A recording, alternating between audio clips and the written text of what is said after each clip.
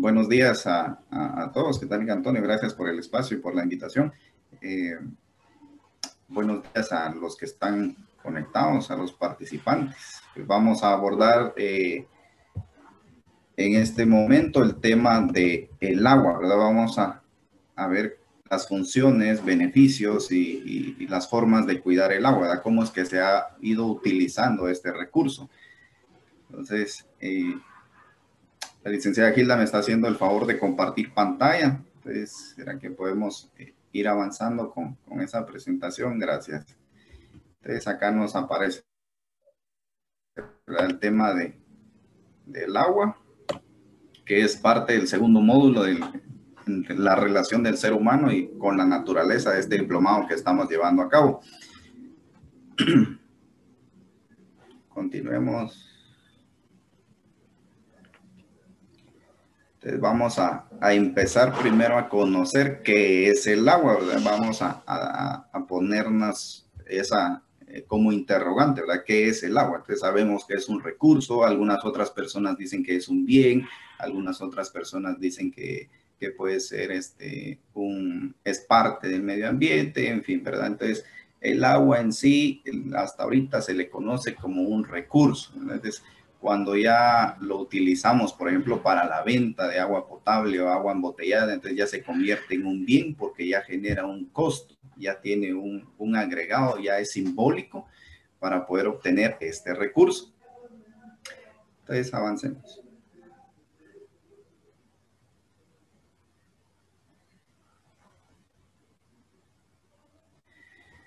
El agua como fuente de vida. Entonces vamos a partir de ahí ya sabiendo que el agua pues es un recurso o puede ser un bien también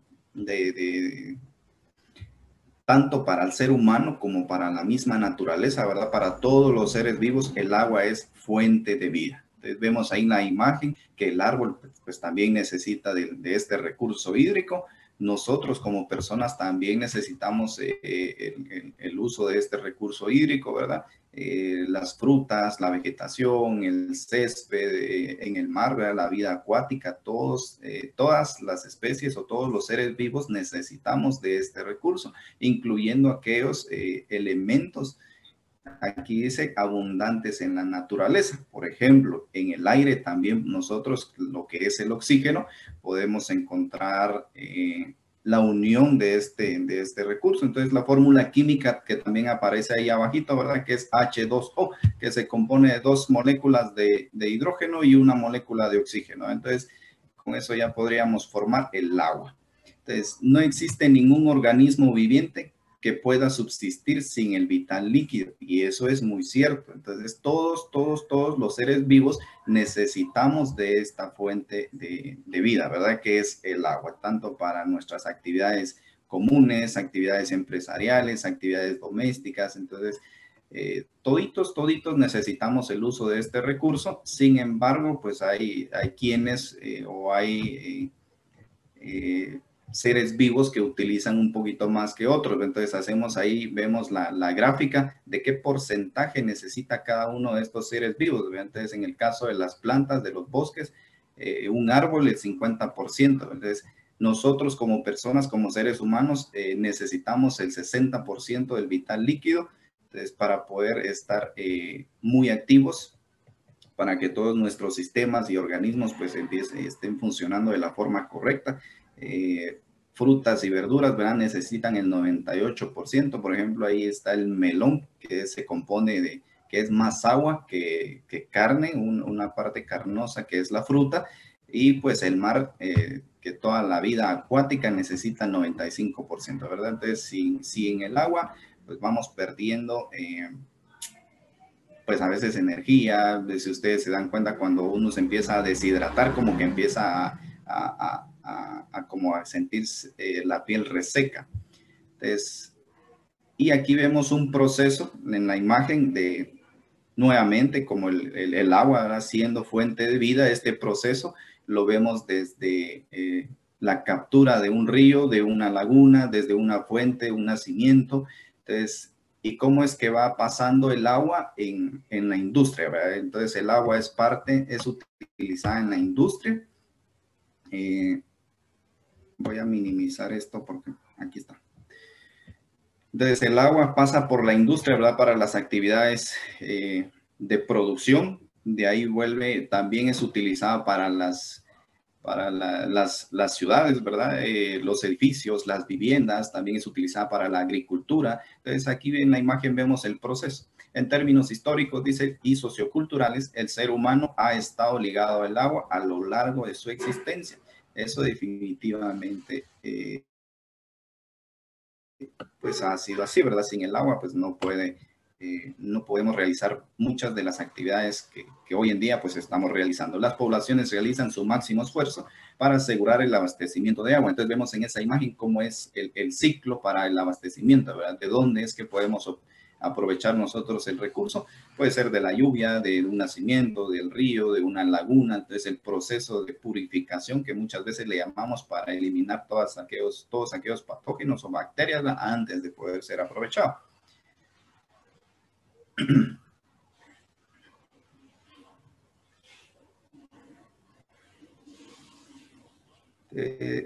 Y nuevamente, ¿verdad? En la conferencia del marco de las Naciones Unidas en el 2005 se declaró el 10º Internacional para la Acción del Agua como fuente de vida.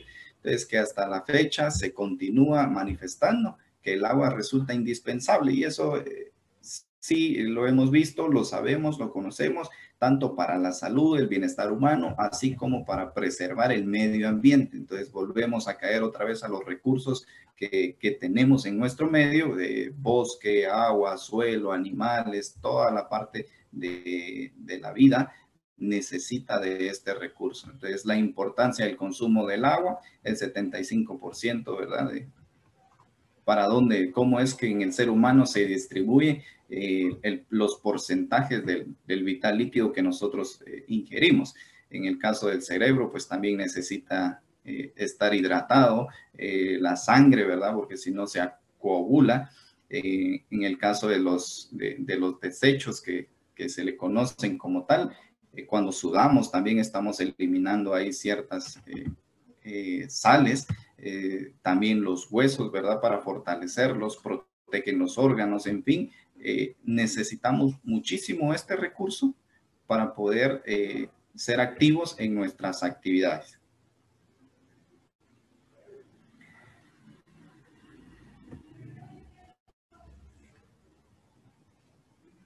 Entonces, y aquí vemos la forma en que podemos captar o nosotros podemos conseguir el agua, ¿verdad? Muchas veces no hay acceso a este recurso, como, bueno, la mayoría, pues, los que tenemos agua potabilizada, como comúnmente se le llama, aunque en realidad, pues, es agua entubada en muchos casos.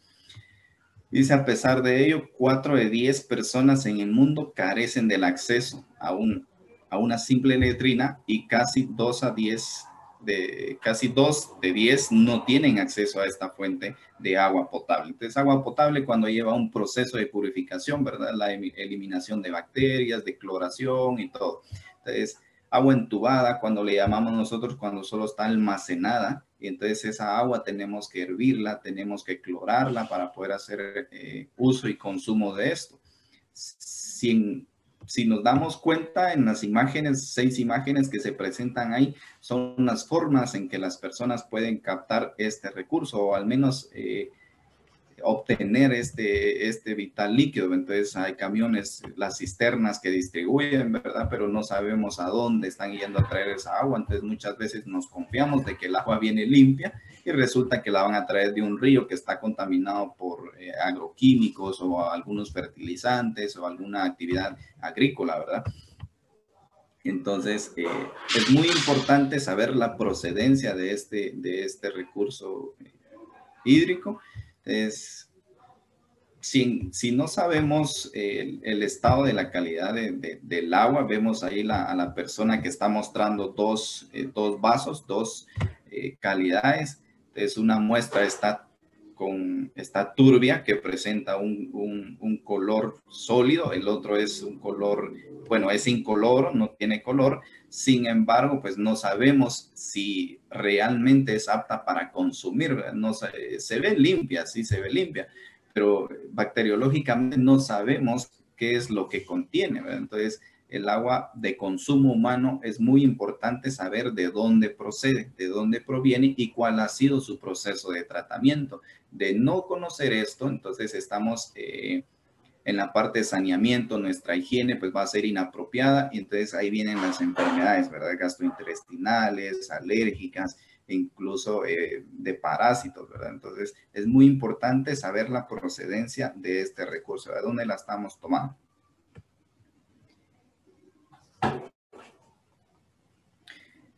Y aquí una pequeña imagen para ponernos a pensar cómo podríamos, aquí dice, podrías imaginarte un planeta sin agua. Entonces, cuidar el recurso hídrico no solo es protegerlo, no solo es cuidar y pelear y que no, que hay que hacer un buen uso del recurso, que no se use. No solo es eso, ¿verdad? Sino ser responsables en este recurso. Los que tenemos el acceso a este recurso debemos de cumplir con muchos deberes y responsabilidades en el caso de las buenas prácticas ambientales que se relacionan con el recurso hídrico. Por ejemplo, al momento de lavar, de asearnos, ¿verdad? Las duchas que sean menos de 5 minutos, si tenemos patios o tenemos vehículo, ¿verdad? Entonces hay un momento donde sí se puede aprovechar el recurso. Por ejemplo, las aguas residuales, las aguas que no están muy contaminadas pueden volver a reutilizarse para los riegos de agricultura, para los riegos de jardinería, para el lavado de patios, el lavado de vehículos, ¿verdad? O sea, para darle otro uso, ¿verdad? Antes de que se depositen como residuos finales. Entonces, si nos imaginamos un planeta sin agua, estaríamos como los desiertos, ¿verdad? Totalmente desérticos. Las tierras serían bastante áridas, incluso empezarían a tener fracturas, empezarían a agrietarse, o sea, la evaporación sería muy exagerada, ¿verdad? Entonces, nos quedaríamos sin vida totalmente sin este recurso.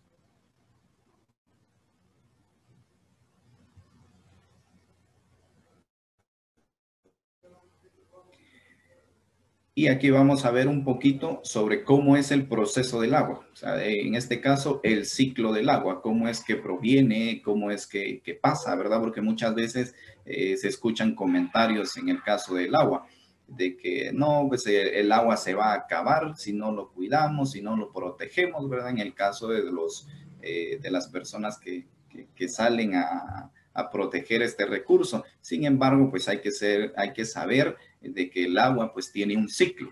Entonces, en el caso de este ciclo es de que es aprovechado a través de los océanos, ¿verdad? Por la evaporación. En el caso del calentamiento global, pues hemos visto que en las partes de, por ejemplo, las zonas costeras, ¿verdad? Donde se siente el calor, pero ese calor es bastante húmedo por la misma evaporación que se tiene de las cercanías de los mares, de los océanos, ¿verdad? Entonces, y es aprovechada. De esa forma actúa el ciclo del agua, que es aprovechada de los océanos, luego pasa por un proceso de transporte de vapor, que en este caso son las nubes, ¿verdad? Que aprovechan que son evaporadas desde los cuerpos de agua más grandes, océanos, lagos, lagunetas, en los mares, y son transportados a otros lados, en este caso, y vuelven a descender de forma precipitada, que es la lluvia. Entonces, para poder humedecer los suelos, para poder darle vida a esa parte vegetativa a los seres humanos, ¿verdad? Entonces vuelve a descender esa lluvia que fue evaporada, el agua que fue evaporada, perdón, entonces, de forma precipitada. Entonces, regularmente desciende en las partes más altas, en las partes más boscosas, ¿verdad? Porque ya se tiene cuando empieza a enfriarse, ya se tiene un peso singular para que pueda descender. Entonces ya la caída viene por gravedad, por el peso que va formando la precipitación. Y luego pues es transportada. Ya cuando llega a los suelos, a la parte boscosa, perdón, disculpe, licenciada Gilda, solo, gracias. Entonces vuelve a descender, ya pasa por las partes boscosas, entonces ya se empieza a encontrar con los ríos, riachuelos, entonces ya se empiezan a formar escorrentías superficiales o subterráneas para hacer de vueltas a los lagos, al océano, ¿verdad? Entonces, de esa forma se mantiene el ciclo del agua y otra vez vuelve a evaporarse.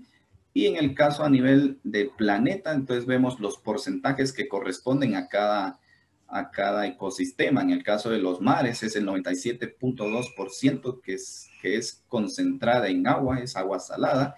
En el caso de los glaciares también es agua, pero solo que está en un estado sólido. La atmósfera, ¿verdad? Las nubes que contienen un porcentaje de agua evaporada, las aguas subterráneas, ¿verdad? Las que están debajo de los suelos. Entonces, si vemos ahí cuando empiezan a hacer los pozos mecánicos o los pozos artesanales para poder aprovechar las aguas que se encuentran en la parte subterránea, y los ríos y lagos, que es donde más se aprovecha para el consumo. Hasta el momento, para los participantes que estamos, ¿hay alguna pregunta o algo que quieran conversar o agregar a este tema que estamos viendo sobre el agua, verdad? Sí, si me permite, ingeniero Henry, una Si tienen pregunta preguntas, o una consulta. claro, adelante, Fíjese adelante, que gracias. si tal vez si vuelve a la imagen anterior donde mencionaba de pensar en un planeta sin agua, ¿verdad? Imaginar sin agua. Usted Correcto. mencionaba de Ajá. algunas, usted mencionaba algunas consecuencias que pudiera traer eso, ¿verdad? En cuanto a que la Tierra sería árida, decía, mencionaba usted una serie de situaciones que se presentarían, pero también me dejó con duda porque mencionaba usted que otra consecuencia sería la alta evaporación. Entonces me surge duda de qué evaporación, si no hay agua, no existiría esa evaporación. Esa sería mi duda, más que todo, dije, disculpe. Claro, primero sería la evaporación, ¿verdad? Si no cuidamos este recurso, si no hacemos un buen uso de este recurso, en el caso de las zonas que están ya desérticas, entonces la poca lluvia que cae en esas zonas, como las tierras están muy calientes, entonces la evaporación es inmediata porque no hay vegetación. Entonces, y la vegetación pues necesita del recurso hídrico. Entonces aquí es donde caemos otra vez al ciclo. El agua necesita, bueno, los bosques necesitan del agua, ¿verdad? Para poder tener vida en esas tierras.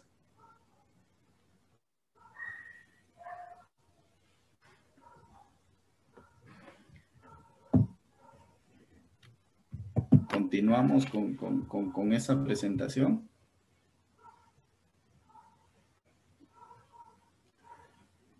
La siguiente.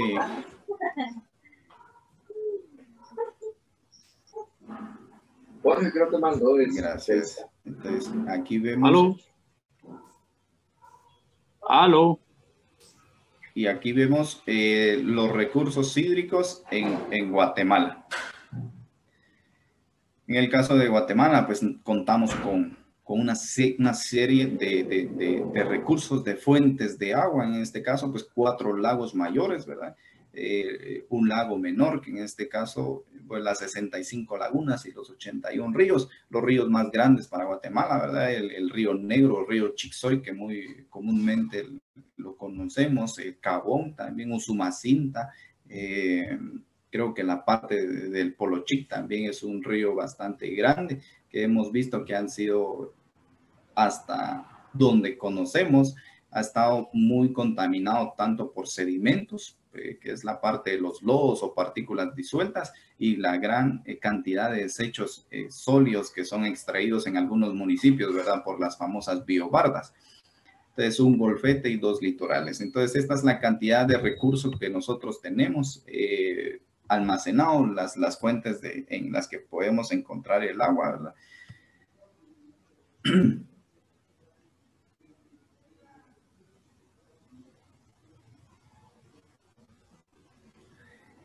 Y aquí, en el caso de los recursos hídricos para Guatemala, Guatemala también cuenta con sistemas naturales de captación de lluvia, ¿verdad? Entonces, que en esta parte son los bosques nubosos. Hablemos de, bueno, el más cerca que está, que sería el biotopo, la selva y la subtropical, ¿verdad? Que son zonas de carga que capturan un poquito más porque son por la presencia de esa masa boscosa que es muy nubosa. Entonces los climas también favorecen mucho a la captación de la precipitación. Los climas más fríos es donde las nubes empiezan a condensarse, empiezan a formarse las gotas de agua, ya empiezan a tener un peso y empiezan a descender. Entonces, esta es un sistema de captación natural, se le llama, porque cuando la lluvia cae a esos suelos, por tener esa vegetación, entonces los suelos que vuelven a pasar por escorrentía superficial o subterránea, ya pasan por un proceso de tratamiento, un proceso de filtración natural por las raíces que son aprovechadas por la misma vegetación que se tiene en estos bosques.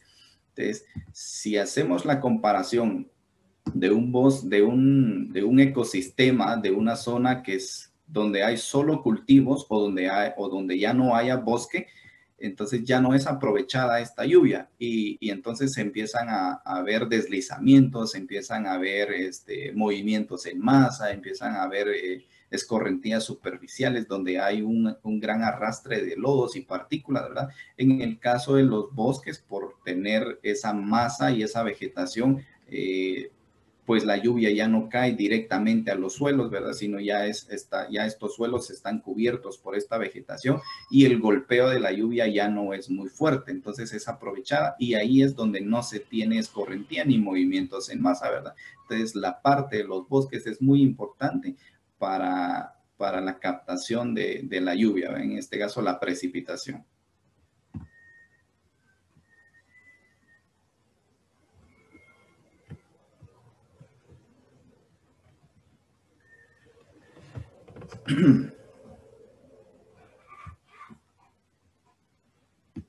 Entonces aquí vamos a responder, pues ya conocimos qué es el agua, cómo es que se almacena, cómo es que está concentrada el agua en el caso de nuestro país, ¿verdad? A nivel mundial también en los glaciares, los mares.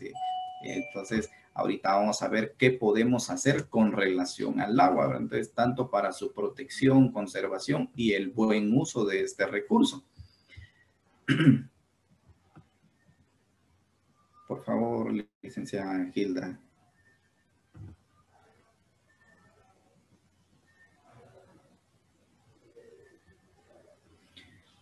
Entonces, la cosecha de lluvia, que es muy común verla en muchos lugares, tanto en el área urbana como en el área rural. Esta cosecha de lluvia es una captación que se realiza por por los techos de las viviendas, ¿verdad? Dice, no es nada más que recolectar el agua de lluvia que cae sobre el tejado o el techo de la casa. Entonces, se aplica muy común esta cosecha de lluvia en las áreas rurales o en las zonas donde no hay mucha presencia de lluvias, ¿verdad? Cuando es muy irregular la lluvia. Entonces, la única forma de poder aprovechar este recurso es es recolectarla, ¿verdad? Porque a veces las comunidades o las personas que viven en esas comunidades tienen que caminar media hora, tienen que caminar varios kilómetros o tienen que esperar una vez por semana para que la cisterna les pueda dar 2 toneladas de agua, ¿verdad? Entonces, la forma más común que se puede ver es haciendo esta cosecha de lluvia.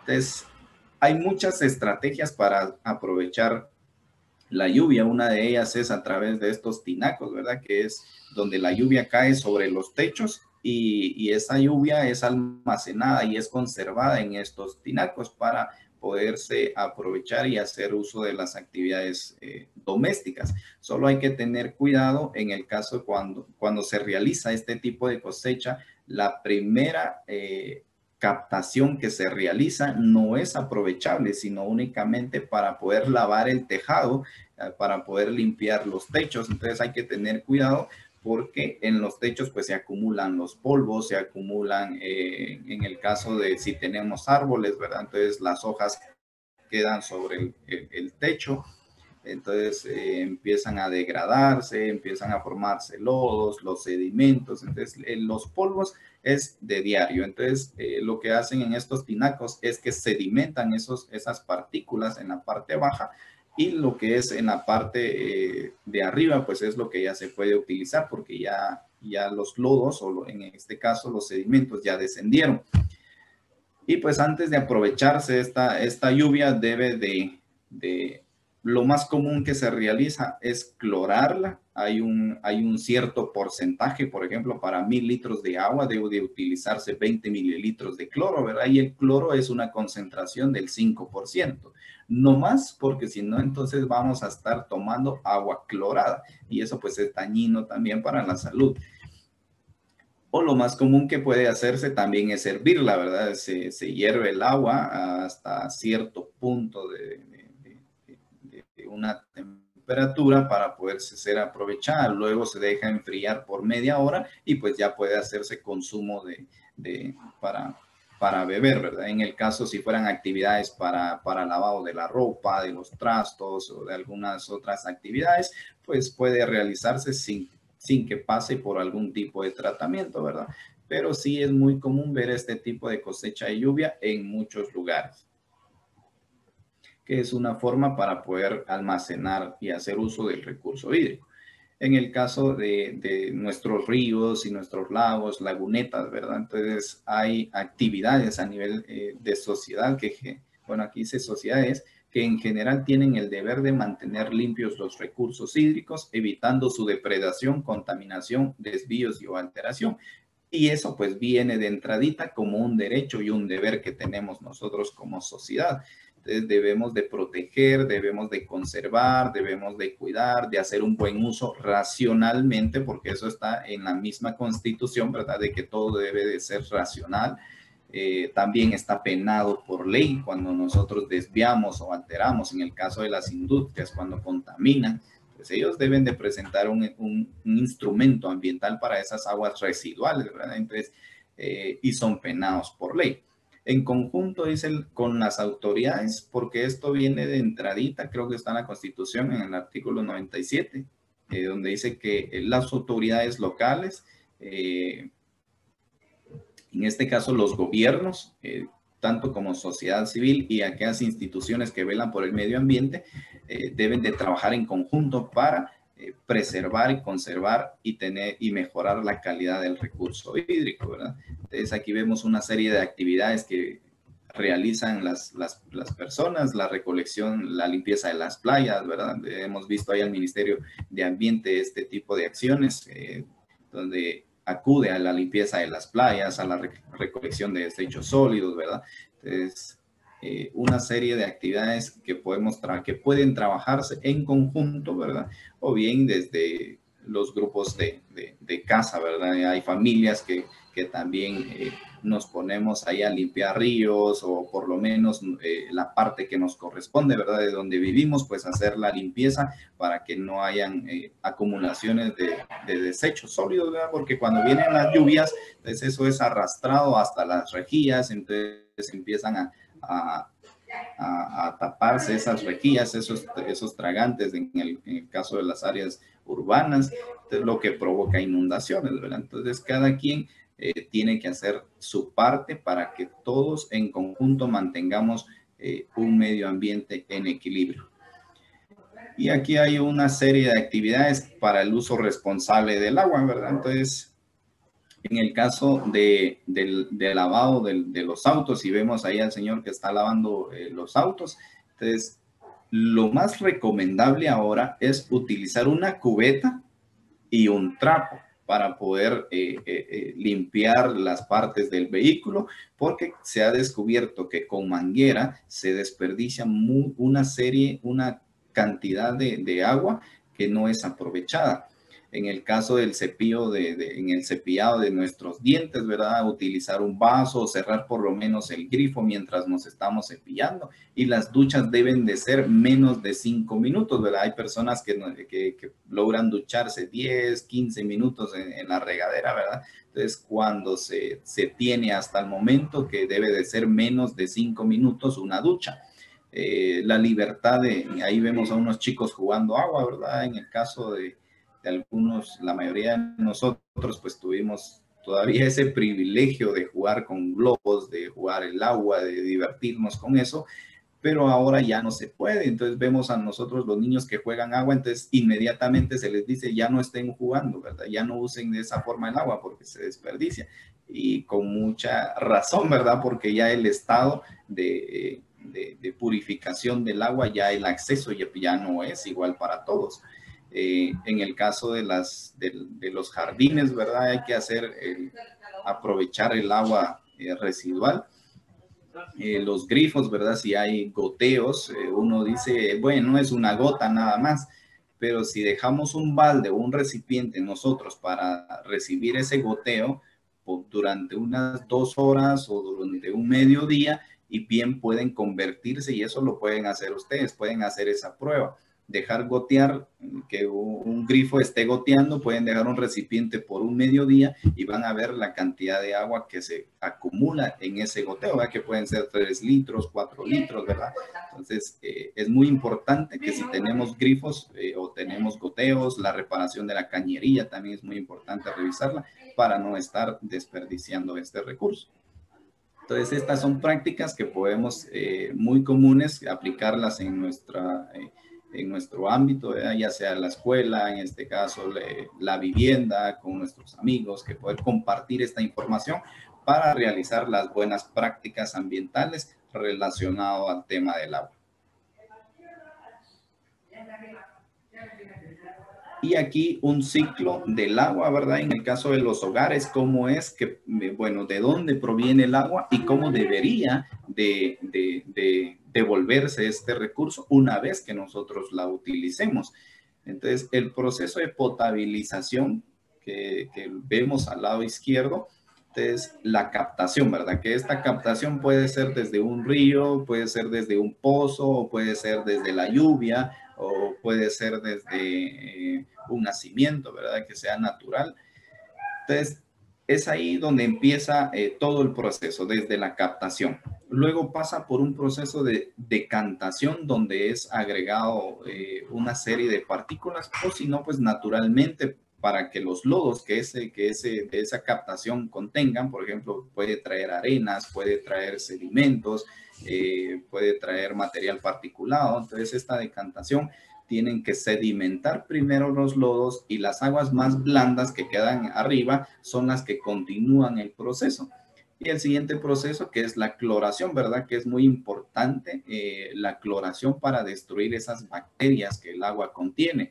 No solo porque el agua se vea limpia quiere decir que el agua ya puede consumirse, sino que tiene que pasar por un proceso de cloración para eliminar esas bacterias, ¿verdad? Que muchas veces nos podemos enfermar, el dolor de estómago, si podemos darnos cuenta en las comunidades, con los niños, ¿verdad? Entonces, que los niños están bien panzoncitos, pero los bracitos están muy delgados, entonces uno dice está gordito, pero en realidad no está gordito. El niño está padeciendo de alguna serie de enfermedad gastrointestinal, que puede ser por consumir agua contaminada, que puede ser porque no se lavó las manos antes de alimentarse, ¿verdad? Entonces tiene una serie de parásitos en el estómago.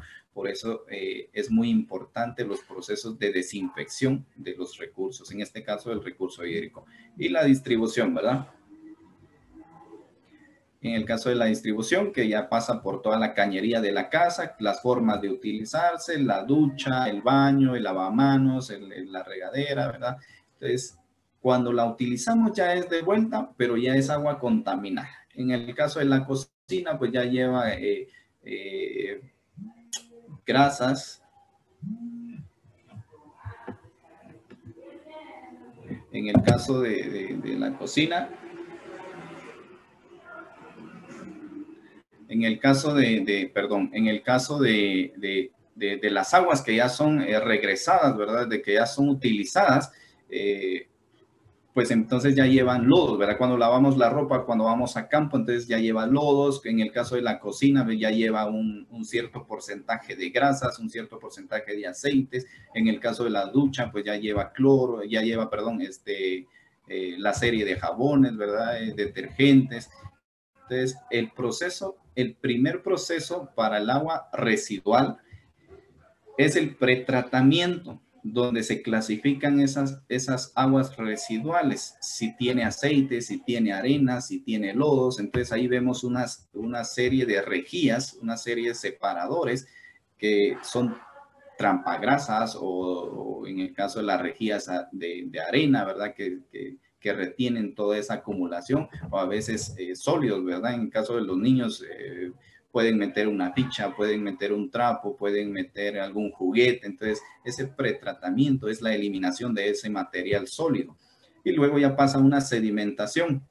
Si se dan cuenta, en el proceso anterior decía decantación, y ahora es una sedimentación. Entonces aquí tenemos que nosotros aplicarle puede ser una activación de microorganismos para que estos sedimentos, en el caso de los lodos, se conviertan en un estado sólido y puedan descender. Luego viene el proceso de aireación, que otra vez podríamos aplicarle cloro.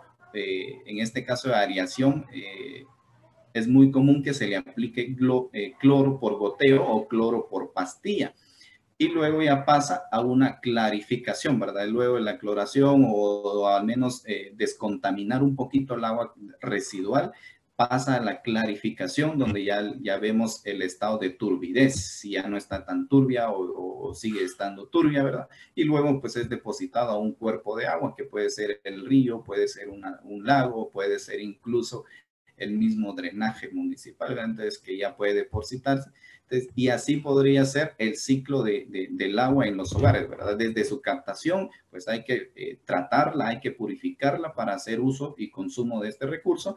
Y luego cuando hacemos el aprovechamiento de este recurso, tiene que ser de vuelta de la misma forma, ¿verdad? Entonces, volver a tratarla para no depositarla en los ríos con todos esos contaminantes y todas esas cargas que nosotros podríamos agregarle. Continuamos. Bueno, aquí una pequeña reflexión y con eso terminaríamos el tema del agua. No sé si de los participantes tendrían alguna duda.